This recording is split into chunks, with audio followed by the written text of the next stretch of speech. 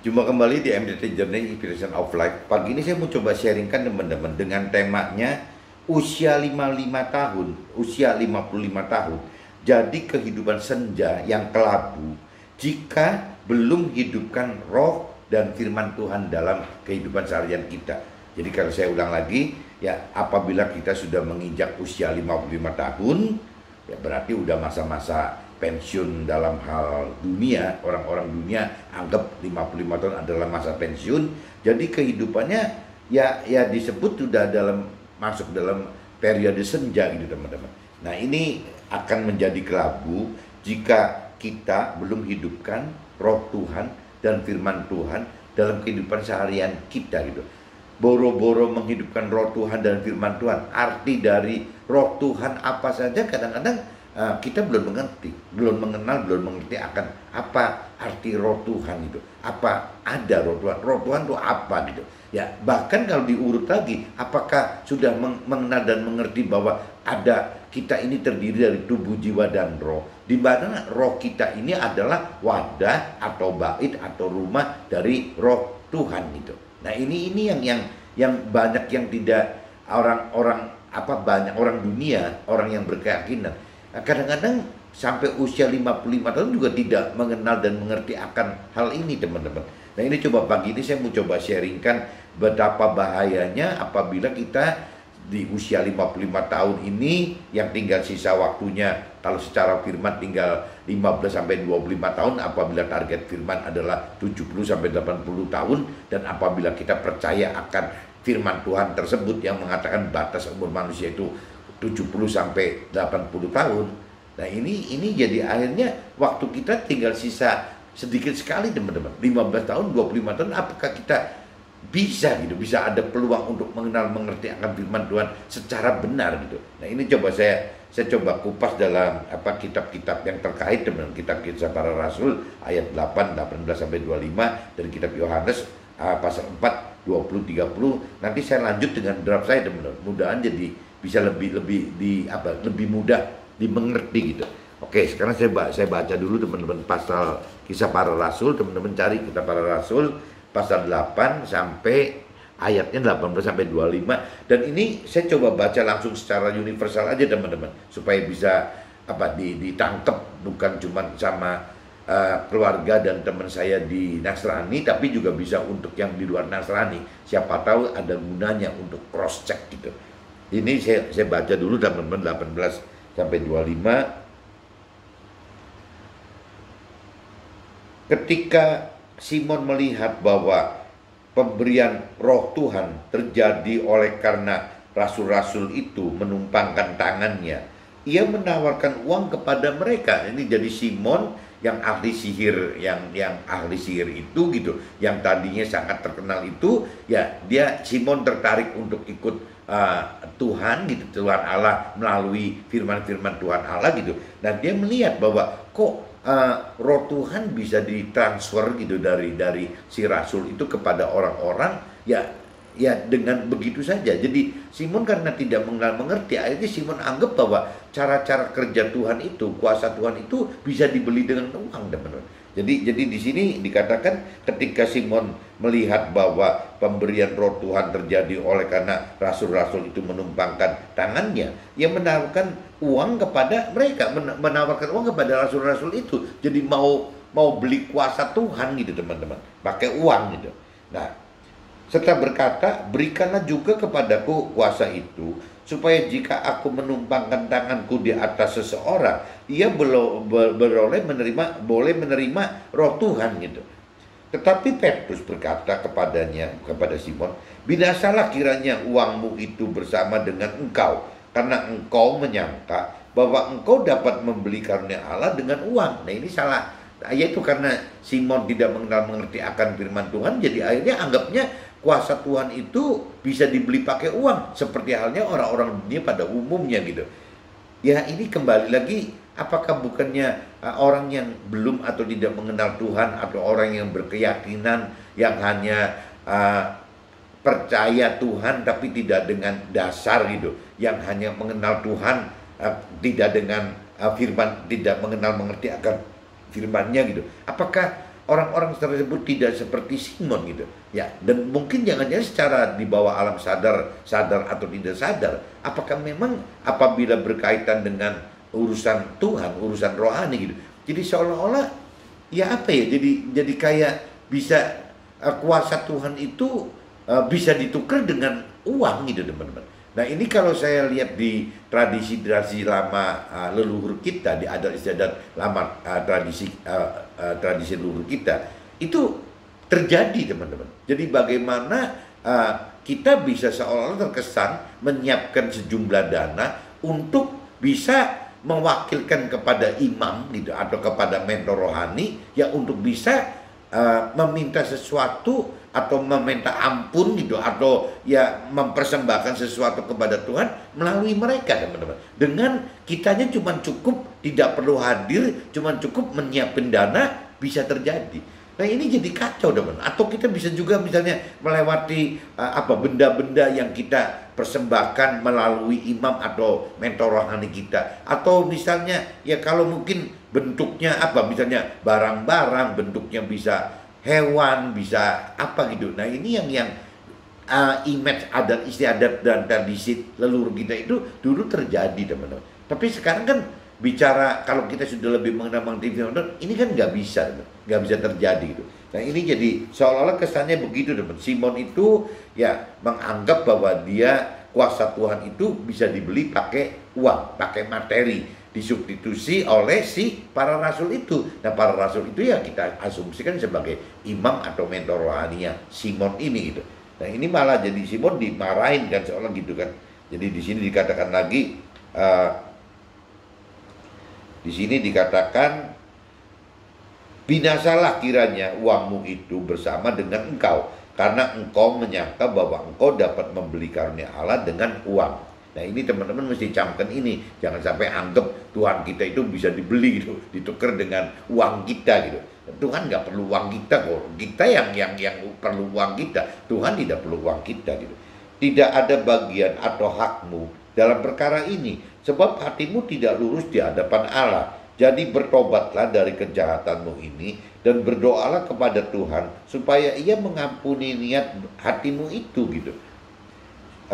Sebab kulihat bahwa hatimu telah seperti empedu yang pahit dan terjerat dalam kejahatan. Jawab Simon, hendaklah kamu berdoa untuk aku kepada Tuhan, supaya kepadaku jangan kiranya terjadi segala apa yang telah kamu katakan katakan itu. Jadi Simon ketakutan teman-teman. Setelah keduanya bersaksi dan memberitakan firman Tuhan, kembalilah rasul-rasul mereka itu, rasul tadi gitu, mereka itu ke Yerusalem, dan dalam perjalanan itu mereka memberitakan firman Tuhan dalam banyak kampung di Samaria. Nah ini ceritanya gitu teman-teman. Jadi sepintas cerita di kitab Para Rasul pasal 8 ayat 18-25 ini, cerita yang tadi soal Simon tadi, saya asumsikan seolah-olah ya itu jangan sampai kita berpikir gitu, mengenal mengerti akan Tuhan itu seperti Simon tadi teman-teman. Dan tetapi kalau tidak bisa dipungkiri, banyak keluarga saya atau teman-teman saya yang kadang-kadang secara sadar atau tidak sadar masih melakukan itu teman-teman.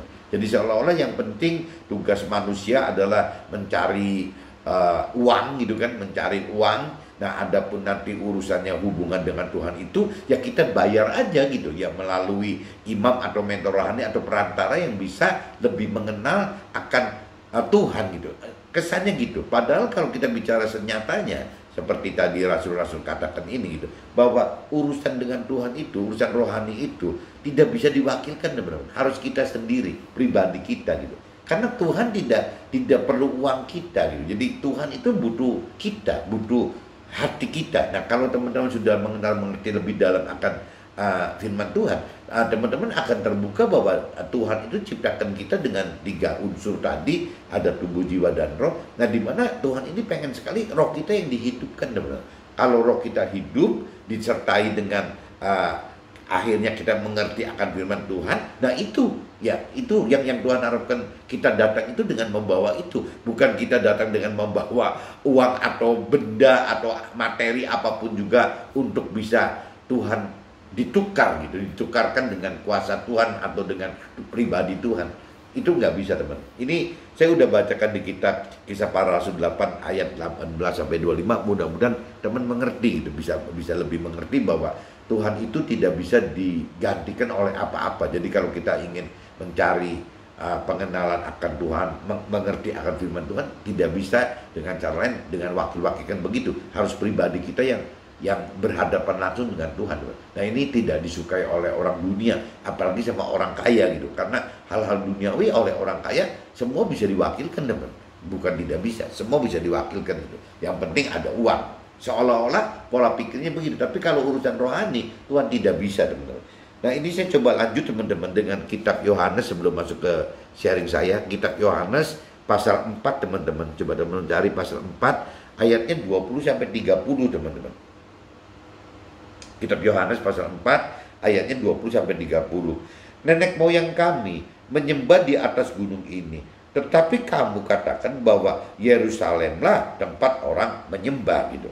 Nah, ini cerita apa ya? Jadi perempuan gitu, seorang perempuan Samaria yang secara dilambangkan secara adat istiadat perempuan Samaria itu masih memegang tradisi atau adat istiadat leluhurnya itu, teman-teman. Nah, waktu itu si perempuan Samaria ini ketemu dengan Yesus gitu. Nah, kalau bicara Yesus gitu, Yesus itu menyampaikan firman Tuhan itu adanya di bait Tuhan gitu, teman-teman. Adanya seperti itu. Jadi anggapnya si perempuan Samaria itu yang benar itu yang mana sih gitu loh. Ya, apakah benar menyembah dengan cara adat istiadat, adat istiadat leluhur gitu, atau menyembah Tuhan itu dengan cara ya datang ke rumah ibadah gitu, soalnya gitu ya, datang ke rumah ibadah ya, ngikutin liturgi dan ngikutin ya, mendengarkan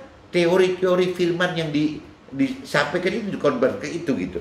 Nah, jadi waktu itu Yesus katakan, percayalah kepada dia, hai perempuan, saatnya akan tiba bahwa kamu akan menyembah Tuhan Allah bukan di gunung ini dan juga bukan di Yerusalem. Jadi kalau di sini si perempuan itu beranggapan nenek moyang kami menyembah di atas gunung ini, tetapi kamu katakan bahwa Yerusalemlah tempat orang menyembah. Jadi kalau bagi orang yang belum mengerti akan firman Tuhan, teman-teman, akhirnya bertanya bahwa yang benar itu menyembah seperti cara-cara leluhur kita dengan adat istiadat dan tradisi, atau menyembah seperti yang agama pada umumnya gitu ya, harus datang Yerusalem itu diumpamakan gitu, diumpamakan adalah tempat ibadah yang di dalamnya ada liturgi dan ada khotbah gitu, menyampaikan teori-teori firman, teman-teman gitu. Jadi si perempuan Samaria itu hanya begitu ke Yesus gitu. Yang benar yang mana? Ya ke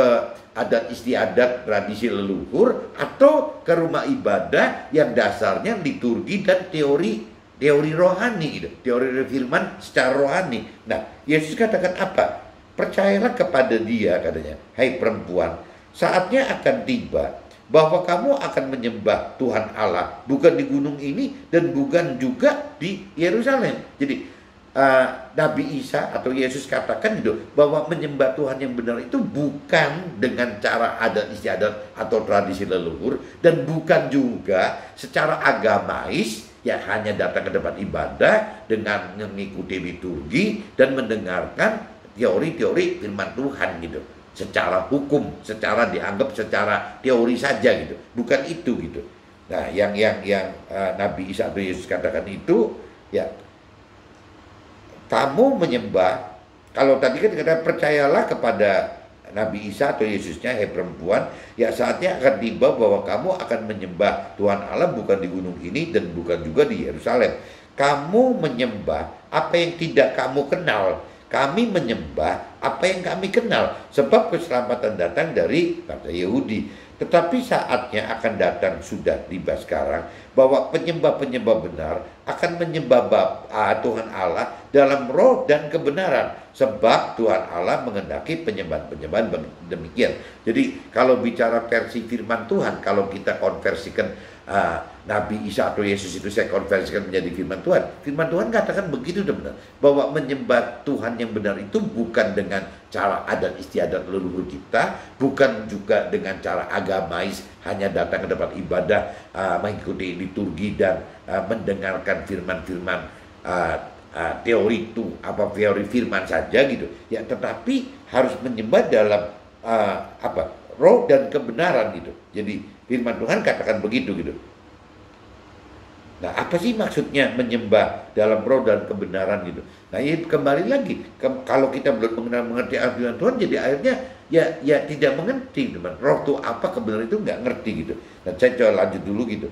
Jawab perempuan itu kepada Yesus, aku tahu bahwa Mesias akan datang, yang disebut juga si Nabi Isa itu, firman Tuhan itu, apabila ia datang, ia akan memberitakan segala sesuatu kepada kita. Jadi si perempuan itu pernah mendengar bahwa nanti ada aturan yang lebih benar, itu adalah bagaimana hidup dengan cara lebih lebih mengikuti apa yang firman Tuhan katakan gitu. Itu seperti itu gitu.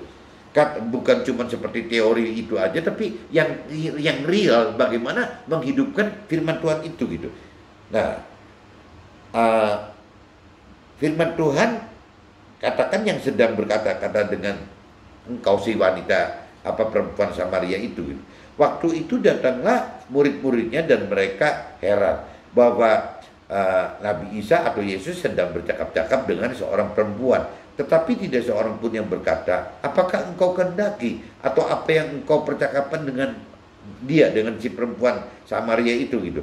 Maka perempuan itu meninggalkan tempayannya di situ, lalu pergi ke kota dan berkata kepada orang-orang yang di situ, mari lihat, di sana ada seorang yang mengatakan kepadaku segala sesuatu yang telah aku berbuat. Mungkin dia nih yang jadi juru selamat gitu. Maka mereka pun pergi keluar kota lalu datang kepada si Nabi Isanya gitu. Nah, ini jadi karena kembali lagi, karena perempuan Samaria ini tidak mengenal cara-cara yang benar, teman-teman. Ya akhirnya si perempuan Samaria itu ya belum mengerti maksudnya firman Tuhan yang katakan harus menyembah roh dalam kebenaran, itu tidak bisa ketangkep, teman-teman. Yang cuman dirasakan oleh perempuan Samaria itu bahwa apa yang dikatakan Nabi Isa atau Yesus itu adalah benar, karena Nabi Isa dan Yesus waktu sebelum ini bisa membaca apa yang terjadi dalam kehidupan si perempuan Samaria itu gitu. Jadi memang dibutuhkan benar-benar jadi seperti nubuatan atau mujizat gitu ya, atau misalnya seperti jadi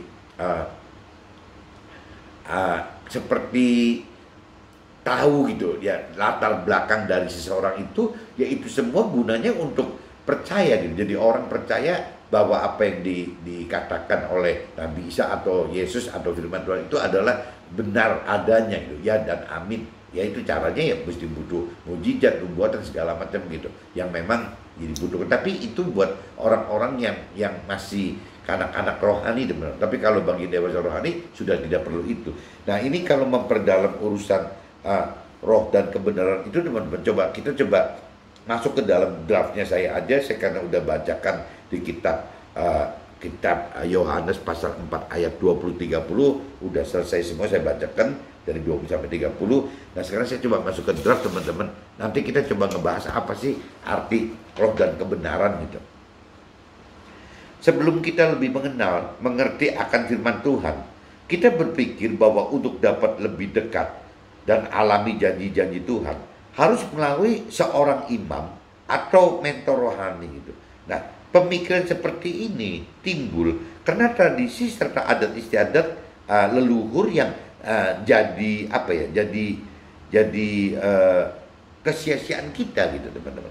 Jadi ini yang jadi kebiasaan kita, bukan?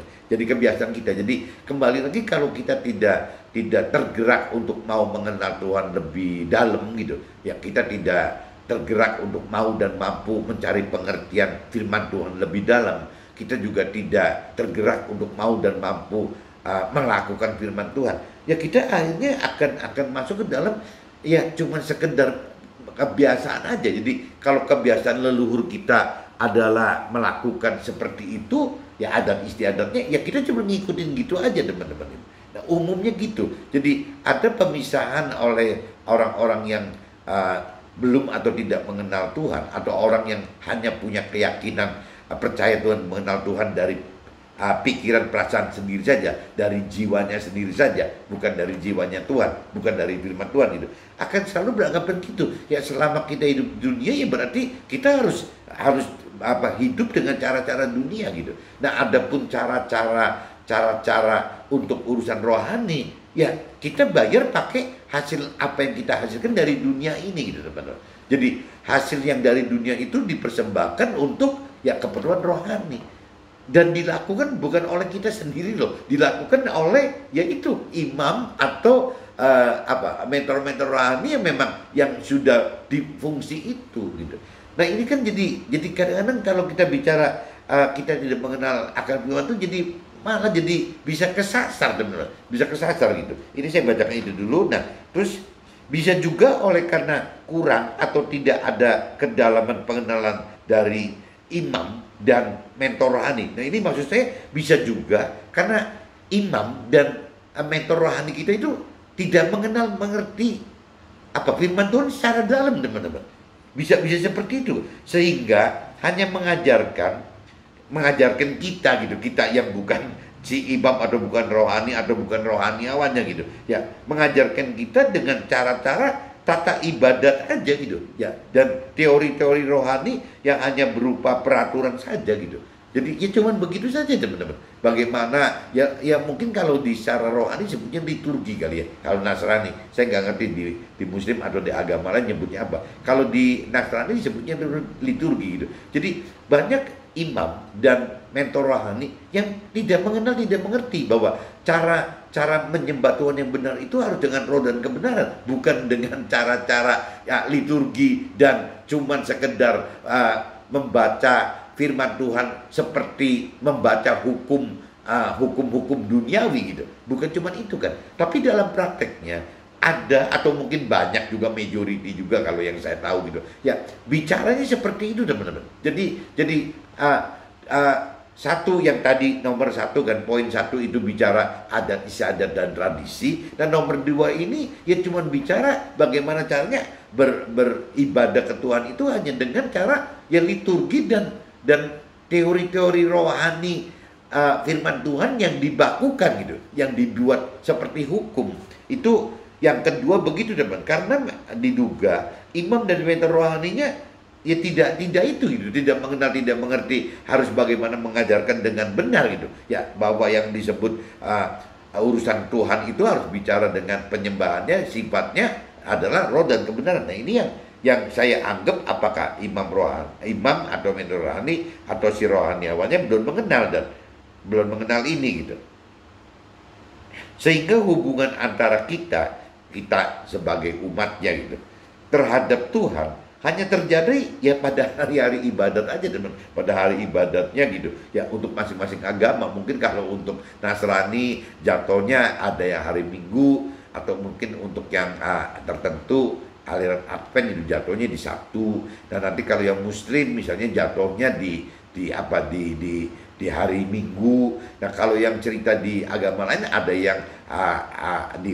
awal bulan, ada yang di pertengahan bulan gitu ya cuman begitu aja ya.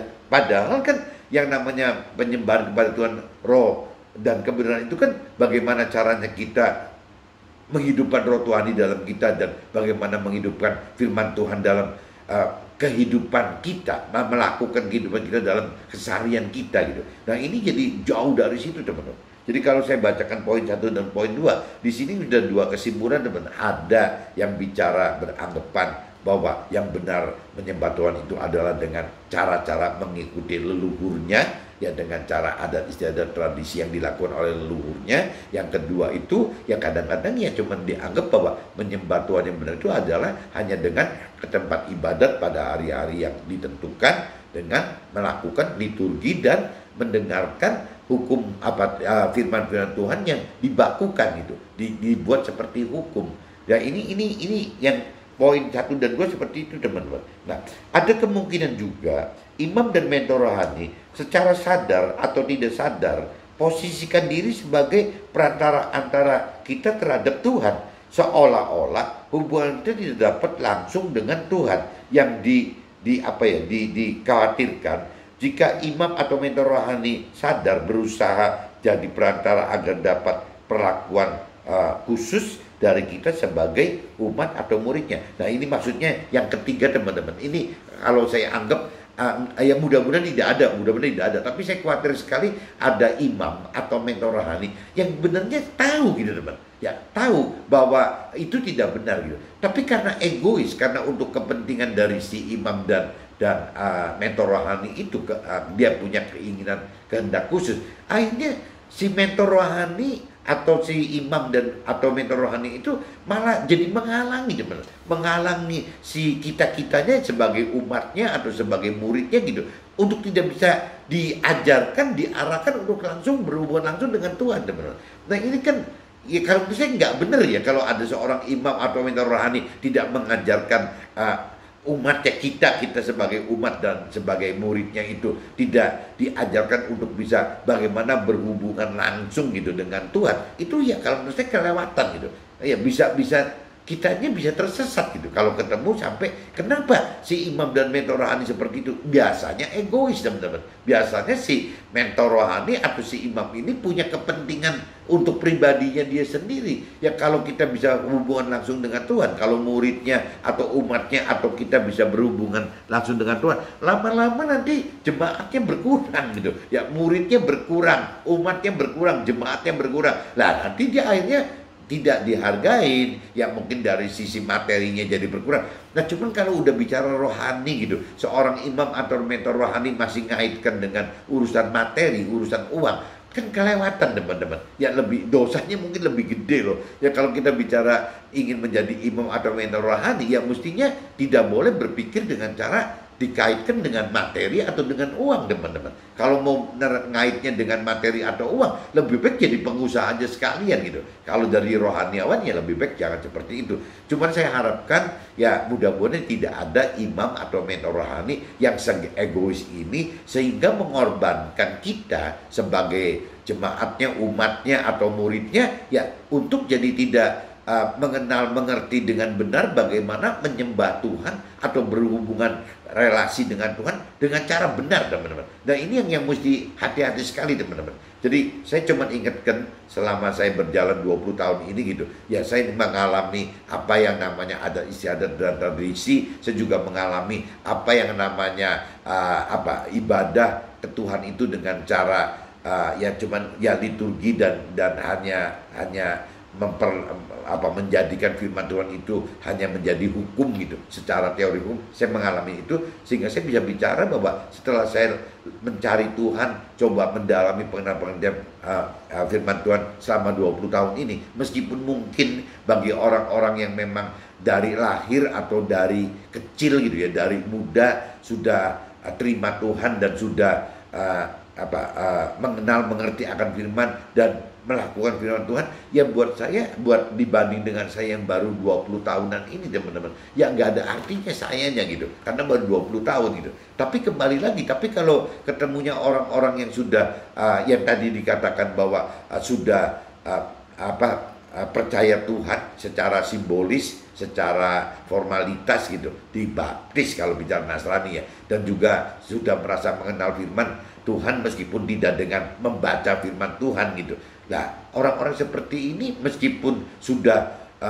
lebih mengenal Tuhan di atas 20 tahun dibanding saya, mungkin 30 tahun, 40 tahun, bahkan 50 tahun gitu. Ya, tapi tidak ada isinya, teman-teman. Karena dia tidak mengerti akan firman Tuhan yang seutuhnya gitu, yang sebenarnya harus apa gitu. Nah, ini yang mesti teman-teman mesti hati-hati gitu. Jadi kalau memang teman-teman sudah dari kecil sudah dibaptis gitu, sudah terima Tuhan dan dianggap sudah menerima firman Tuhan, tapi dalam realitanya tidak mengerti firman Tuhan, ya ini tidak beda dengan orang punya keyakinan, teman-teman. Orang punya keyakinan itu seperti itu, teman-teman. Jadi umumnya orang punya keyakinan itu malah majoritinya orang yang sudah merasa menerima Tuhan dan sudah mengenal Tuhan. Itu malah jadi timbulnya orang berkeyakinan gitu. Nah, kalau orang yang tidak punya keyakinan, orang yang hidupnya sudah pasti menghidupkan roh Tuhan di dalam hidupnya dan juga menghidupkan firman Tuhan di dalam hidupnya. Gitu, nggak mungkin gitu. Kalau tidak menghidupkan roh Tuhan dan tidak menghidupkan firman Tuhan, nggak mungkin gitu orang itu bisa mengenal penyembahan atau mengandalkan Tuhan dengan cara benar, teman-teman. Jadi teman-teman hati-hati. Tapi kalau seandainya orang yang belum atau tidak belum mengenal atau tidak mengenal Tuhan, tapi tergerak untuk mau mengenal mengerti firman, saya pikir itu lebih baik loh dibanding orang-orang yang punya keyakinan yang memang tidak merasa perlu apa-apa tapi salah gitu loh. Ini mesti hati-hati gitu. Dan jangan sampai saya dikatakan di judul, ya jangan sampai udah usia 55 tahun masih seperti itu posisinya. Nanti gimana gitu? Sisa waktunya tinggal 15-25 tahun lagi, teman-teman. 15-25 tahun itu nggak lama loh, teman-teman. Kalau kita bicara, kita mengenang gitu, apa yang terjadi sebelum 15 tahun yang lalu, 25 tahun yang lalu, kita masih ingat loh. Jadi sama aja gitu, kita meninggal juga sebentar lagi begitu gitu. Kalau saya lihat umurnya bapak saya, ayah saya gitu, meninggal umur 88, itu dalam sekejap, teman-teman. Kayak kalau kita pikirkan masih hidup kok, ya tapi tahu-tahu udah 88. Nah, kita nggak sadar kita sudah 55, 60 gitu. Ya berarti kan tinggal sisa 20 tahunan lagi, teman-teman. Nggak kerasa gitu. Nah, ini yang mesti teman-teman hati-hati, jangan sampai nanti kita masa expire date-nya, masa kematiannya datang gitu, ya kita masih nyasar-nyasar nggak keluar. Nanti takutnya jadi masuk neraka, teman-teman. Kalau kita nyasar gitu ya, tersesat, tidak melakukan firman Tuhan, kita masuk neraka gitu. Sayang, teman-teman.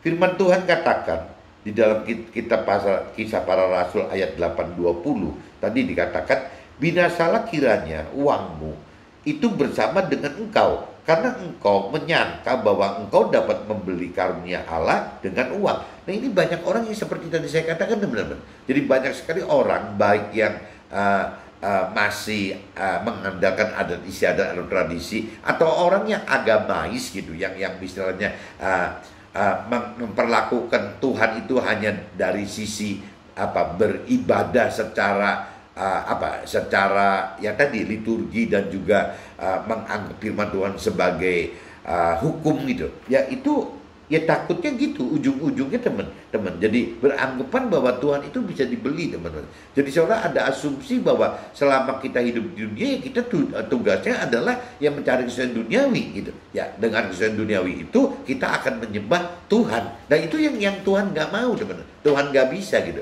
Yang menyembah Tuhan itu, Tuhan tidak peduli kita sukses duniawi atau tidak gitu. Tapi orang duniawi maksakan seperti itu. Orang punya keyakinan kadang-kadang maksakan seperti itu gitu. Memaksakan bahwa menyembah Tuhan itu dengan kompensasi ya tadi duniawi kita, materi kita, uang kita gitu, benda-benda gitu, yang seperti itu. Dan itu kadang-kadang disampaikannya bisa langsung seolah-olah ke Tuhan gitu. Ya bisa juga melalui imam dan mentor rohani itu gitu. Cuman saya pikir kalau imam sama mentor rohani seperti itu kan kelewatan sekali, teman-teman. Karena kembali lagi ya bagaimana akhirnya si jemaat atau umat atau muridnya atau kita-kitanya bisa benar gitu kalau ketemu dengan imam dan mentor rohani macam begitu, teman.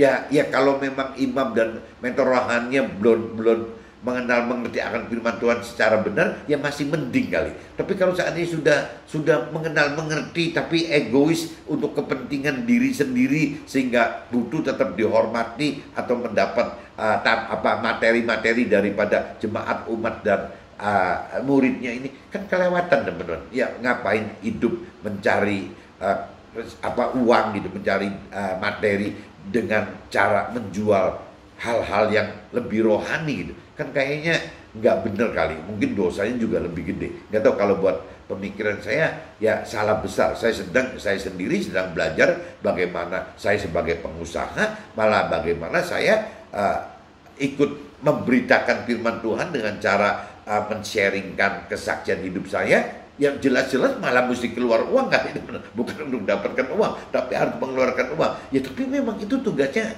secara roh dan kebenaran itu yang benar seperti itu, teman-teman. Jadi bagaimana caranya? Ya yang nomor satu kita melakukan firman Tuhan, dan yang keduanya ya kita mengajarkan firman Tuhan dengan lewat memberikan firman. Itu yang firman Tuhan inginkan, teman-teman. Nah ini yang teman-teman harus camkan. Ya harusnya ya kita berjuang seperti itu gitu, seperti yang firman Tuhan katakan gitu teman-teman. Jadi bisa dibalik, bagaimana kalau memang Tuhan memberi berkat kita gitu, ya, tambahan berkat untuk kita kesulitan duniawi gitu, ya kita malah mestinya jadikan kesulitan duniawi itu sebagai alat untuk memberitakan kebenaran firman Tuhan gitu. Karena firman Tuhan katakan seperti itu gitu. Firman Tuhan katakan juga dalam kitab Yohanes pasal 4 ayat 24, Allah itu roh, dan barang siapa menyembah dia harus menyembahnya dalam roh dan kebenaran. Nah ini baru ketemu teman-teman. Tapi kalau misalnya Allah itu disembah dengan cara adat istiadat dan tradisi, Allah itu disembah dengan cara liturgi atau teori-teori firman yang dibikin menjadi hukum, yang gak ketemu Tuhan gitu. Kenapa? Ya karena kembali lagi Tuhan itu ada roh gitu. Nah kalau kita sadar, kita udah mengerti firman Tuhan lebih dalam, kita pun juga sama. Dari kacamata Tuhan, kita ini adalah dianggap roh gitu, manusia roh. Ya, karena kalau bicara manusia duniawi yang belum mengerti firman Tuhan, dianggap manusia itu hanya terdiri dari tubuh dan jiwa saja. Tapi kalau yang sudah mengerti firman Tuhan, kita ini manusia adalah tubuh, jiwa, dan roh. Nah, roh ini loh, roh ini yang bisa kontak dengan Tuhan gitu. Kalau kita tidak bisa menghidupkan roh kita, menghidupkan roh Tuhan di dalam roh kita, bagaimana kita bisa berhubungan dengan rohnya Tuhan? Karena Tuhannya adalah roh gitu.